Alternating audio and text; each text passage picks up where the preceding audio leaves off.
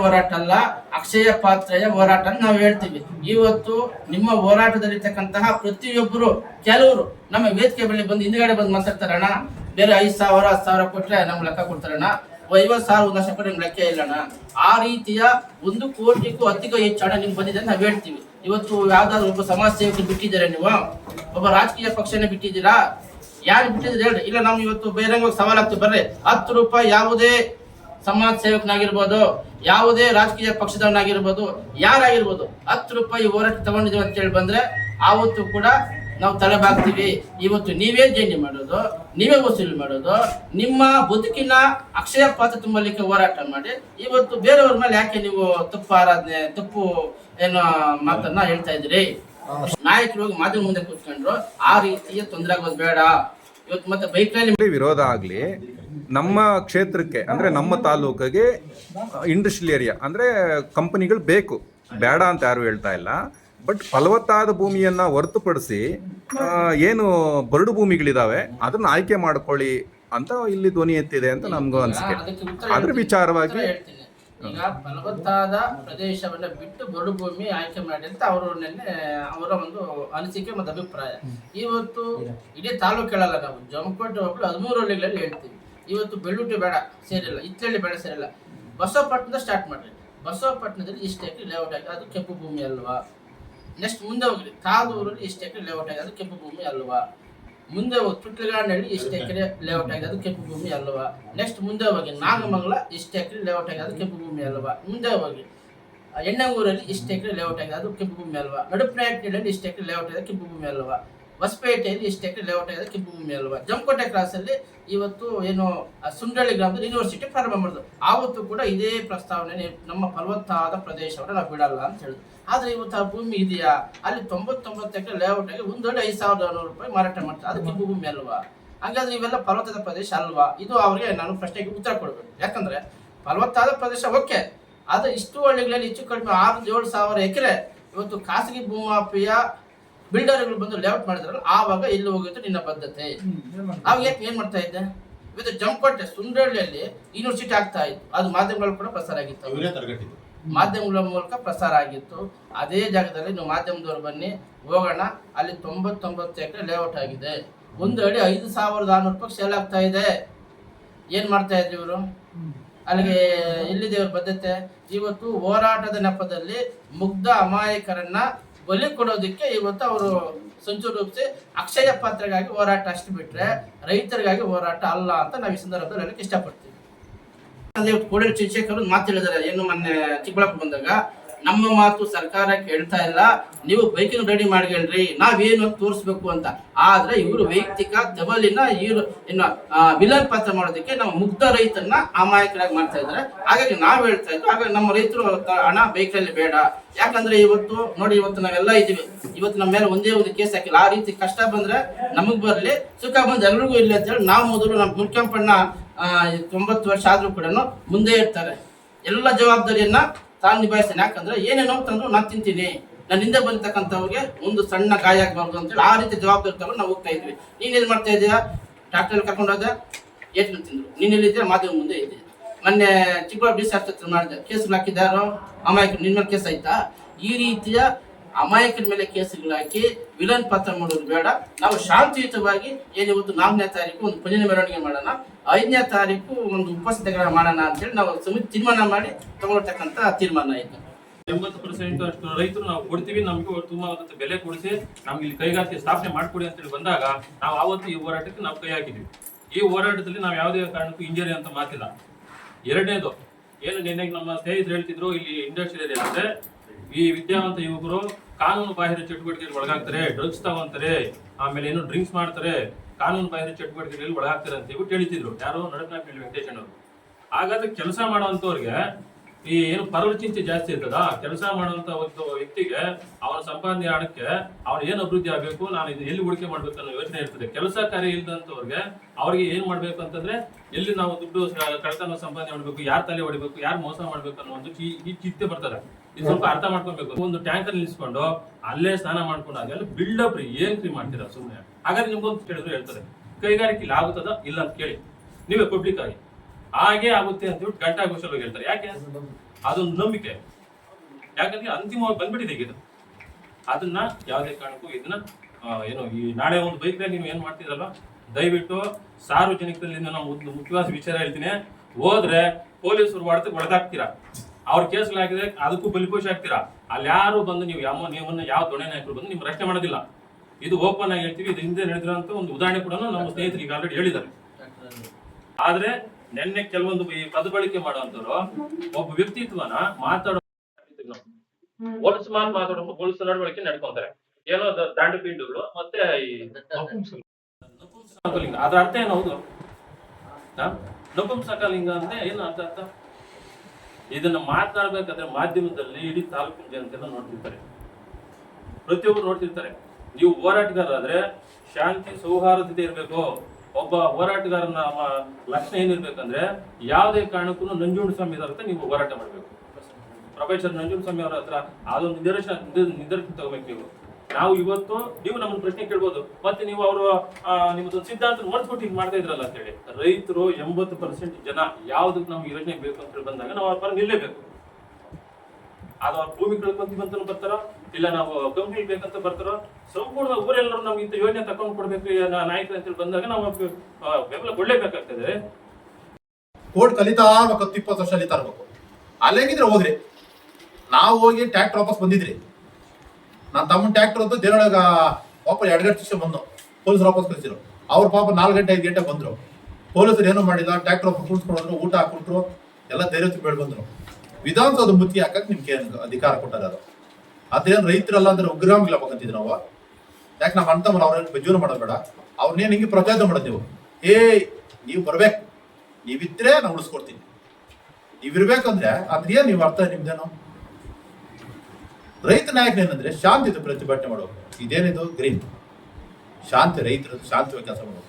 ಒಂದು ವಾರದಾಗ ಕೆಲಸ ಮಾಡಲ್ಲ, ₹1 ಇಂಕಿದಿಲ್ಲ. ಒಂದೊಂದಕ್ಕೆ 1 ಲಕ್ಷ ಹಾಕಿದ್ಯಾ ಬರೋಣ? 1 ಲಕ್ಷ ಬಸವಪಟ್ಟಣ ಒಂದು ನಡುತ್ನಾಲ್ಕನಲ್ಲಿ ಎಣ್ಣಂಗೂರು ₹1 ಲಕ್ಷ ಏನಕ್ಕ ನಿಮ್ಮಕ್ಕ? ಅದು ಕ್ಲಾರಿಟಿ ಕೊಡ. 5ನೇ ತಾರೀಕು ಒಳಗಡೆ ಸಾಹಿತ್ಯ ರೈತ ಬರಕ ಲಕ್ಷ ಹಾಕ್ಬೇಕಾಯ್ತು. ನಿಮ್ಕ ಲಕ್ಷ ಬೇಕಿರ್ಲಿ ನಿಮ್ಕ. ಅವ್ರ ಪಾಡ್ಕೊಂಡು ಪೆಟ್ರೋಲ್ ಹಾಕ್ಸ್ಕೊಂಡು ಆರೋ ಹೋಗೋದಾಯ್ತು. ನಿಮ್ಗೆ ಲಕ್ಷ ಹಾಕ್ಬೇಕು. ಊಟ ಯಾರೋ ಒಬ್ರು ಹಾಕ್ಸ್ತಾರ, ಆಯ್ತು ಊಟ ನಮ್ಮ ಚಿಮ್ನಲ್ಲಿ ಬರೋಣ ಹಾಕ್ತಾನ, ಅವ್ರು ಹಾಕ್ತಾರೆ. ಪಾಪ ಅವ್ರನ್ನ ಅದೇನು ಮಾಡ್ತಾರೆ ಹಾಕ್ ಗೊತ್ತಿಲ್ಲ. ಮತ್ತೆ ಅವ್ರ ಹೆಸರು ಹೇಳಿಲ್ಲ ಲಾಸ್ಟ್ಕ ಕೆ ಸುಧಾಕರ್ ಅವ್ರು ಯಾವ ಅಂತ ಕೂಡ ಹೇಳಿದ್ರು. ಅವ್ರು ಅಷ್ಟ ಅನ್ನ ಹಾಕಿ ಅವ್ರಿಗೇನೋ 70, 76, 77 ದಿನ ಆಯ್ತು. ಯುವಕ ಅವರು ಸಾಹಿತ್ಯಕ್ಕೆ ಅವತ್ತು ಊಟ ಹೇಳಿಲ್ಲ. ಅದೇ ಬರೆಯೋಣವರು ಮತ್ತೆ ಇನ್ನ ಯಾರೋ 4-5 ಜನ ಮಾತಾಡೋರೆ ಇಬ್ರು. ನಿಮ್ಮ ಮಾತ ನಿಮ್ಮ ನಿಗಲಿದ್ರೆ ಒಳ್ಳೇದು. ನಾವು ಉಪ್ಪು ಕಾಡ್ತೀನಿ, ನಾವು ಸರಿಯಾಗಿದ್ದೀರಿ. ನಾವೇನು ಇದು ಕಮ್ಮಿ ನಾವೇನಿಲ್ಲ. ನಾವು ತೋಟ ಕೆಲಸ ಮಾಡಿದ್ರೆ ಬುದ್ಧಿಶಂಕ ನಾವು ಮುಚ್ಚಿಡಿದ್ರೆ ತುಂಬ ಸೊಪ್ಪು ಕೊಯ್ತೀರಿ. ಅವ್ರ ರಕ್ತವನ್ನು ಕೊಡ್ತೀವಿ. ನೀನು ಭೂಮಿನ ಹೋಗ್ಬಿಟ್ರೆ ರಕ್ತ ಹಾಕ್ಬೇಕು. ನಾವು ರಕ್ತ ಆಗೋದು ಭೂಮಿನ ಕೊಡ್ತೀನಿ. ಬೇಕಾದ್ರೆ ಒಂದು ನಮ್ಮ ತೋಟದ ಬೋರ್ಡ್ ಹಾಕ್ತೀನಿ ಬೇಕಾದ್ರೆ ಹೋಗಿ. ನಾನು ಅಲ್ಲಿ ಇವಾಗ ಗೇಟ ಜಮೀನು ಆಯ್ತು ನಾನು ಕೊಡ್ತೀನಿ. ಇಲ್ಲಿರೋರು ನಮ್ಮೂರ ಕೇಳಿಸ್ತಾ ಇರ್ಬೇಕು ನಡ್ಸ್ಮ್ಯಾಂಗಿರೋತಕ್ಕ ಆ ಗೇಟ ಜಮೀನು ಕೂಡ ತಗೊಳ್ಳಿ. ಅವತ್ತು ಕೂಡ ಟೇಕ್ ಮಾಡಕ್ ಬರಲ್ಲ ನಾವು. ಅವ್ನು ಯಾರು ಹೇಳಿದ್ ಇದೆಲ್ಲ ತಗೊಂಡ್ಬಿಟ್ರು ಎಲ್ಲ ಕೊಡ್ತೀನಿ. ಒಂದೇ ದಿನ ಧರಣಿ ಮಾಡಕ್ ಬರಲ್ಲ ವಿರೋಧ. ನಾವು ಒಂದು ಸರಿ ಸರ್ಕಾರ ನೋಟಿಫಿಕೇಶನ್ ಆದ್ಮೇಲೆ ಅದು ಕತ್ತ ಮೇಲೆ ಮಚ್ಚಿ ಇದ್ದಂಗಿದು ಯಾವಾಗ ಬರ್ತದೆ ಹೊಡಿತಾ ಇರ್ತದೆ. ಅದು ಯಾವ್ದು ಬಿಟ್ಕೊಟ್ರೆ ಬೇಗ ಹೊಡೋದಿಲ್ಲ ಅಂದ್ರೆ ನಮ್ಗೆ ತೊಂದಿರೋದು. ಅದೇ ಬಿಡ ದುಡ್ಡು ಎಲ್ಲಿ ಬರ್ತದೆ? ಬೆಳಿಗ್ಗೆ ಕಾರ್ ಹಾಕೋಬಿಟ್ಟು ದುಡ್ಡು ಎಲ್ಲಿ ಬರ್ತದೆ? ಇವಾಗ ನಾ ಕಾರ್ ಹಾಕ ₹1000 ಪೆಟ್ರೋಲ್ ಕಾರ್ ಬಂದ್ಕೋಗಲ್ಲ. ನಿನಗೆ ₹1000 ಪೆಟ್ರೋಲು ಆ ಜೊತೆ 4 ಜನ ಕೊಟ್ಟು ಊಟಕ್ಕೆ ₹2000 ಬೆಂದಿಗೆ ಕಳಿಸ್ಬೇಕು. ತಿಂಗಳಿಗೆ ₹60,000 ಬೇಕು. ನಿಂಗೆ ಎಲ್ಲಿಂದ ಬರ್ತದ? ನೀನು ಅದ್ ಹೇಳಿ ಜನಕ್ಕೆ ಮುಂದೆ, ನಮ್ಮ ತಾಲೂಕು ಮುಂದೆ ಹೇಳೋ. ನೀನು ಅದನ್ನ ಯಾಕೆ ಹೇಳ್ತಾ? ನೀನು ಬಾಯ್ ಬಿಟ್ರೆ ನಾವು ಫಲವತ್ತಾದ ಭೂಮಿ ಜಂಪ್ಕೊಂಡು ಹೋಗ್ಬಿಡಿ. ಇಡೀ ರಾಜ್ಯದ ಫಲಾದ ಭೂಮಿ ಒಬ್ಬರದೇ ಇರೋದು. ಈಗ ಫಲಾದ ಭೂಮಿ ಒಂದೇ ಸ್ವಲ್ಪ ತೋರಿಸ್ತೀನಿ ನಿಮ್ ಸಂಗೀತ. ಈಗ ಎಣ್ಣಂಗೂರು ಗ್ರಾಮದ್ದು ಇದು ಎ ಗ್ರೇಡ, ಬಿರಿಗೇಡ, ಸಿರಿಗೇಡ. ಇದು ಎಣ್ಣಂಗೂರು ಬಂದು ವಿಡಿಯೋ ಮಾಡೋದು. ಬಿ ಗ್ರೇಡ್ಕಿನ್ನ 10 ತೊಲ್ಲು ಬಂಡಿಗ್ಲು ಏನ್ ಬೆಳೆಯಕತ್ತ ಪಾಪ ನಂಜ. ಅವ್ನ್ ನೇಡಕ್ಕೆ ಸಾಯೋದೊಂದೇ ಆಸ್ತಿ ಗೊತ್ತಿರೋದು ನಮ್ಗೆ. ಏನ ಬಿನ ಸೀಡ್ನ ಆ ಡಿ ಕೂಡ 10 ಕೂಡ ಲೆಕ್ಕಿಲ್ಲದು. ಡಿ ಸಿ ಕೂಡ ಜೆಡ್ ಕೊಡೋದು. ಇದು ನಿಮ್ಮ ಪತ್ರಿಕಾ ಮಾಧ್ಯಮದಲ್ಲೇ ಬಂದಿರೋದು. ಮಣ್ಣು ಎತ್ತಿದ್ದಾರೆ. ಇದೇ ಬರಾತ್ ನೀನ್ ದೊಡ್ಡ ರೋಡಿ ತರ ಎಲ್ಲ ಬುಡೋಗಿ ಬಿಟ್ಕೊಂಡ್ ಮಾಡ್ತಿಲ್ಲ. ಯಾಕೆ ಮಣ್ಣೆತ್ತಾರದು? ಏನ್ ಹೇಗ್ರೇಟ ಕೆಂಬಣ್ಣು ಮಣ್ಣೆತ್ತಾರಲ್ಲ, ಅದೇ ಗುಟ್ಟಿಗೆ ಮಣ್ಣಕ್ಕೆ ಮಾರಾಟ ಮಾಡೋದು. ಅಗ್ರಿಮೆಂಟ್ ಹಾಕೊಟ್ಟಿದಾರ, ನಾವು ಭಕ್ತರಲ್ಲಿ ಬರೋಡು ಪರವಾಗಿದ್ದೇವೆ ಅಂತ MLA ಬರ್ಕೊಟ್ಟಿದಾರ. ಯಾಕೆ ನಾವು ರೈತರಲ್ಲ? ನಾವೇ ಜನಗಳಲ್ಲ, ನಾವು ಓಟ್ ಹಾಕಿಲ್ಲ ಅವ್ರಿಗೆ. ಬಿಟ್ರೆ ನೀವು ಬೆಳೆಣಿಕಿಲ್ಲ 10 ಜನ 20 ಜನಕ್ಕೆ ಪೇಮೆಂಟ್ ಕೊಡ್ತಾರ, ನೀವು ಹೋಗ್ತೀರಪ್ಪ ಸಮಾಜ ಸೇವಕರು. ಕೆ ಸುಧಾಕರ್ ಗೊತ್ತೀರಿ, ಸೈಕಲ್ ಅದೇ ಕೆಲಸ ಕೂತ್ಕೊಂಡೇನೆ. ಈರುಳ್ಳಿ ರಾಜಣ್ಣ ಕೂತ್ಕೊಂಡ ಅದೇ ಕೆಲಸ. ಈರುಳ್ಳಿ ರಾಜಣ್ಣು ಏನೋ ಬೇನಾಮಸ್ತಿ ಅಂತ ಇವಾಗ 2ನೇ ಮನೆ ಬೇನಾಮಸ್ತಿ ಇರೋದಕ್ಕೆ ಅಲ್ಲಿ ಬರ್ತಾರ. ಎಲ್ಲಿ ಹೋಗಲ್ಲ. ಅದ್ಯಾಕೆ ನೀನು ಬರ್ತೀನಿ ಗೊತ್ತಿಲ್ಲ. ಯಾಕೆ ಬರ್ತಾ ಇರೋದು ನೀವು ಈರುಳ್ಳಿ ರಾಜಣ್ಣ? ಬೆಂಗಳೂರು ನಿನ್ಗೇನು ಕೆಲಸ? ಬೆಂಗಳೂರಾಗ ಅಭಿಪ್ರಾಯ ನಿಂದೇನು ಕೆಲಸ? ನಮ್ಮೂರದಲ್ಲಿ ಚೇರ್ ಹಾಕೊಂಡು ಸರ್ ನಿನ್ನ ನಾ ಚೇರ್ ಕಿತ್ ಪಕ್ಕ ಬಿಸಾಕಿರಿ ಇಷ್ಟೊತ್ತಲ್ಲಿ. ನೀನು ಪಾಂಡಿದ್ರೆ ಬಾ ಒಳಗೆ ಬಂದ ಧಾರವಾಳ ಬಿಟ್ಕೊಂತೀರಿ. ಪಾಂಡಿ ಹೆಂಗ್ ಬರ್ಬೇಕು ಹೋದ್ ನೀವಲ್ಲೇ? ಕೋಡಲ್ ಚಂದ್ರಶೇಖರ್ ಚೇರ್ ಹಾಕೊಂಡ್ಸದ್ರು. ಏನೋ ಇರೋ ನಮ್ಮ ದೇಶ ಪ್ರಧಾನಮಂತ್ರಿ ಇದ್ದಂಗೆ ಆಯ್ತು. ನಿನ್ ದೊಡ್ಡ ಹಗರಣ ಐತೆ. ಹಗರಣ ಮುಚ್ಚಾಕೋಸ್ಕರ ಇಲ್ಲಿ ಬರೋದು. ರೈತರ ಹೋರಾಟ ಬರೋ ಸಮಿತಿ ಏನೋ ಇದು ರೈತ ವಿರೋಧಿ ಇರೋದು, ರೈತರು ಪರ ಅಂತೆಲ್ಲ ಗೊತ್ತಿಲ್ಲ ನೀವು. ನಿಮ್ಮ ಹಗರಣ ಮುಚ್ಚಾಕೋದು, ನಿಮ್ಮ ಜೀವನ ಬೇಕು. ಫಾರ್ಚುನರ್ ಕಾರುಗಳು, ಒಳ್ಳೊಳ್ಳೆ ಬಿಲ್ಡಿಂಗ್ಲು, MS ಕಂಪ್ನಿಗಳು. ರೈತಿಗೆ ಕೆಲಸ ಮಾಡಿ ಯಾವ ಫಾರ್ಚುನರ್ ತಗೊಳಕ್ಕಾಗಲ್ಲ. ಅವ್ನು ಬರೋ ಸಂಪಾದನೆ ಬರೋಬಿಟ್ಟು ಅವ್ನು ಪೆಟ್ರೋಲ್ ಕಟ್ಟಿದಲ್ಕ ಅವ್ನು ಬೇಸ ಹಾಕಿ ಕೂಲರ್ ಕೊಡ್ತದ. ಅಷ್ಟು ಹೇಳ್ಬೋದು. ತಿರ್ಗಾ ಯಾರ ಇತ್ತೇಳಿ ರಮೇಶ್ ಅಣ್ಣ ಏನು ಬಾಯ್ ಬಿಟ್ರೆ MLA ಅವ್ರು ಅಲ್ಲಿದೆ ಇಲ್ಲಿದೆ. ನಿಂದೇ ಜಮೀನಿಲ್ಲ ಲಕ್ಷ ರೂಪಾಯಿ ಎಲ್ಲ ಮಾರಿಗೆ ಮಾಡಿದ್ದೆ ತಟ್ಟಿಂಗ. ಎಷ್ಟು ಎಕರೆ ಮಾಡಿದ್ದೀನಿ ನೀನು ರಮೇಶ್ ಅಣ್ಣ? ಮೊನ್ನೆ ಎಷ್ಟು ಎಕರೆ ಮಾರಾಟ ಮಾಡಿದೆ? ಡಿಸೆಂಬರ್ 12ನೇ ತಾರೀಕು 1,25,00,000 ಜಮೀನು ಮಾರಾಟ. ಯಾಕೆ ಮಾರಾಟ ಮಾಡೋದು ನೀನು? ಸರ್ಕಾರ ಮಾಡಿ ಅವ್ನ ಜಮೀನು ಮಾಡಿ ಏನೋ ಮಾಡಿ ಬಿಡು. ನೀನು ಮಾರಾಟ ಮಾಡೋನು ಸ್ವಂತ ರೈತ. ಇನ್ನೀನು ಯಾಕೆ ಮಾರಾಟ ಮಾಡಿದೆ? ಅದು ಜಮಕೋಟ್ ಹೋಬಳಿ. ಇಲ್ಲಿ ಅರ್ಥ ಮಾಡಿ ಅನ್ಕೋ, ಅದು ಜಮಕೋಟ್ ಹೋಬಳಿ ಇತ್ತಳ್ಳಿ ಗ್ರಾಮ. ಫಲವತ್ತಾದ ಭೂಮಿ ನೀನು ಯಾಕೆ ಮಾರಾಟ ಮಾಡಿದೆ? ಇವತ್ತು ಇಡೀ ಸರ್ಕಾರದ ಅಂಕಿಅಂಶಗಳಲ್ಲಿ ಜಮಕೋಟ್ ಹೋಬಳಿಯಲ್ಲಿ 2,823 ಎಕರೆಯಲ್ಲಿ 1,200 ಎಕರೆ ಸರ್ಕಾರ ಜಮೀನು ಇದೆ ಅವ್ರು ಮಾಡ್ತಾ ಇದ್ದಾರೆ.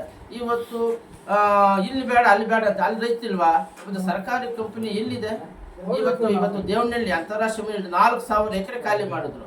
ಇವತ್ತು ದೇವನಹಳ್ಳಿ ಅಂತಾರಾಷ್ಟ್ರೀಯ ನಿಲ್ದಾಣಕ್ಕೆ 17 ಕಿಲೋಮೀಟರ್ ಜಂಪ್ಕೋಟೆ. ಈಗ ನಾನು ಒಂದು ಬಜಾರ್ಗೆ ಹೋದ್ರೆ 10 ಹೋಟ್ಲ್ ಇರ್ತವೆ. ನನಗೆ ಯಾವ ಹೋಟ್ಲ್ ಬೇಕು ಆ ಹೋಟ್ಲಿಗೆ ಹೋಗ್ತೀನಿ. ಇವತ್ತು ಕಂಪನಿ ಅವರಲ್ಲಿ ಹೋಗ್ತಾರ? ಇವತ್ತು ಅಲ್ಲಿ ರೈತ ಅಲ್ವಾ? ಅವ್ರೇನು ಪಾಕಿಸ್ತಾನದಿಂದ ಬಂದವರ?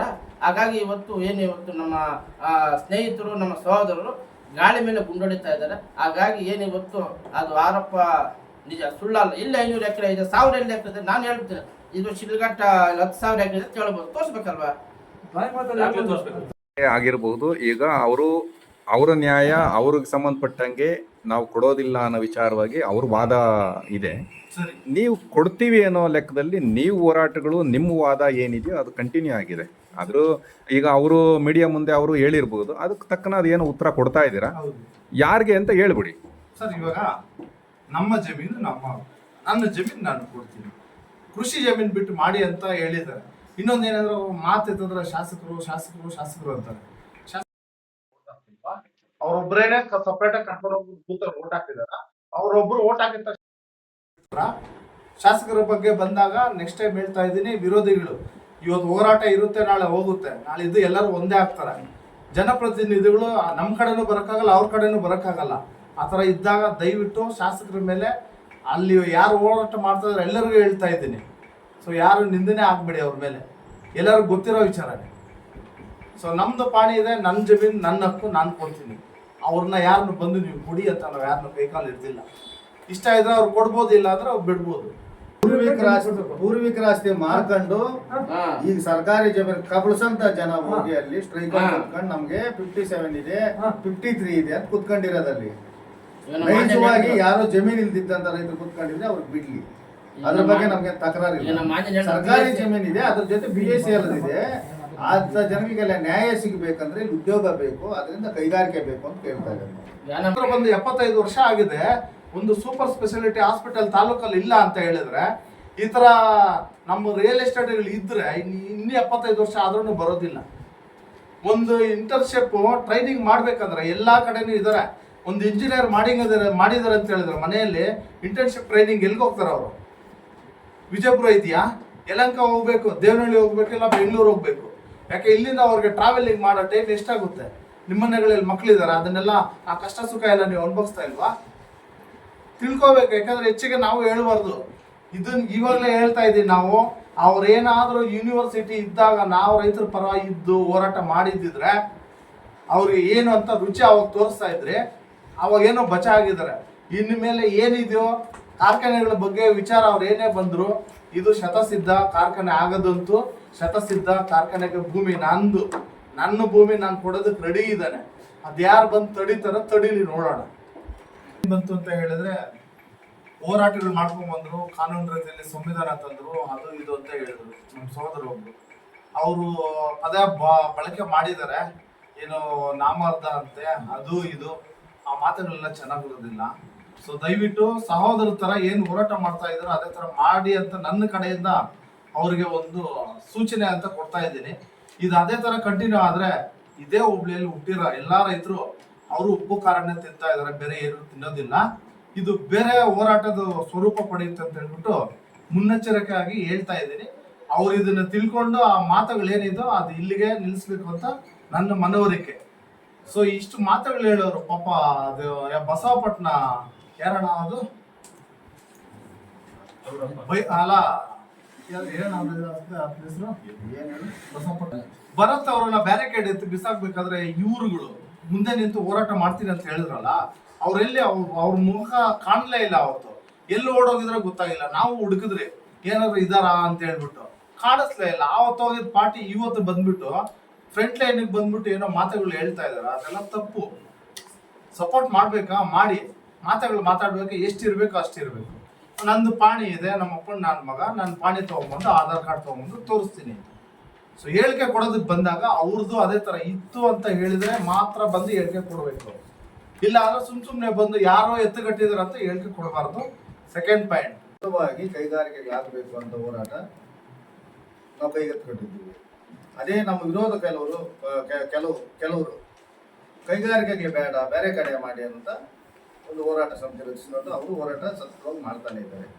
ಅವರು ಒಂದು ಸುಳ್ಳು ಸಂದೇಶಗಳು ಜನಗಳಿಗೆ ಹಂಚ್ತಾ ಇದ್ದಾರೆ. ಏನಂದ್ರೆ ಇಲ್ಲಿ ಸರ್ಕಾರಿ ಜಮೀನಿಲ್ಲ, ಇಲ್ಲಿ ಬರಡು ಭೂಮಿ ಇಲ್ಲ, ಇಲ್ಲಿ ಬರೀ ಕೃಷಿ ಯೋಗ್ಯವಾದ ಭೂಮಿ, ಬೇರೆ ಕಡೆ ಹಾಕಿ ನಾವಿಲ್ಲೆಲ್ಲ ಅರ್ಜಿಗಳು ಹಾಕೊಂಡಿದ್ದೀವಿ ಅಂತಾರೆ. ಅಲ್ಲಿಗೆ ಸರ್ಕಾರಿ ಅರ್ಜಿಗಳು ಹೋಗಿದ್ದಂಥ ಜಮೀನು 57 ಆಗ್ಬೋದು, 53 ಆಗ್ಬೋದು, 50 ಆಗ್ಬೋದು ನಮೂನೆ. ಯಾವ ಜಾಗದಲ್ಲಿ ಯಾವ ಊರಲ್ಲಿ ರೈತರು ನಮ್ಮ ಅರ್ಜಿಗಳು ಹಾಕೊಂಡಿರೋದು ಉಳಿಕೆ ಜಮೀನಿದೆ ಅಂತ ಒಂದು ಲಿಸ್ಟ್ ಕೊಡ್ಲಿ. ಒಂದನೇದು.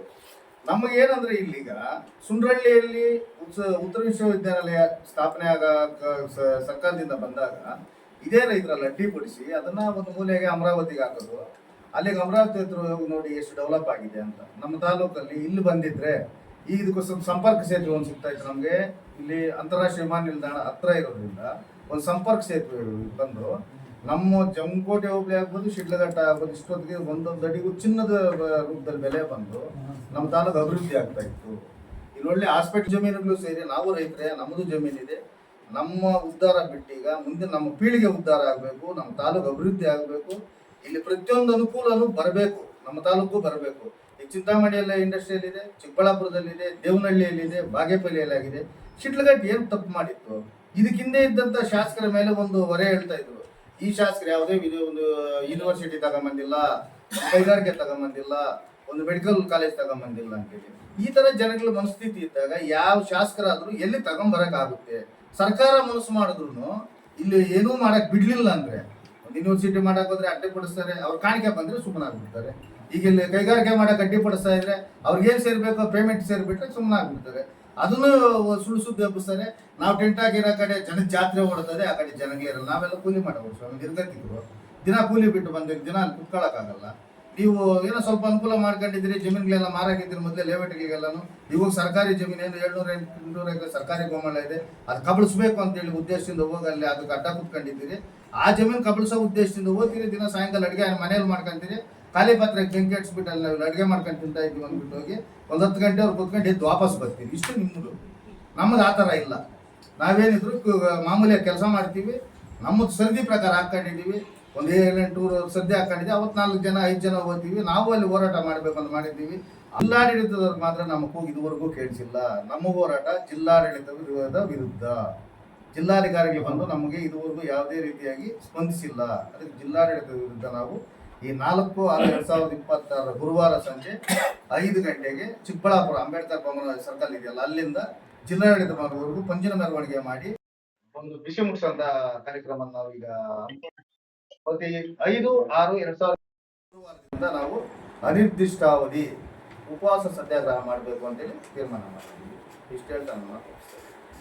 ಅವರು ರೈತರಲ್ಲ, ಅಂದ್ರೆ ಪಾಕಿಸ್ತಾನದ ಬಂದವರ, ಇಲ್ಲ ಅವರು ಇಂಡೋನೇಷ್ಯಾದಿಂದ ಬಂದವರ, ಇಲ್ಲ ಅಮೆರಿಕದಿಂದ ಬಂದವರ, ಅವರು ನಮ್ಮ ರೈತರ.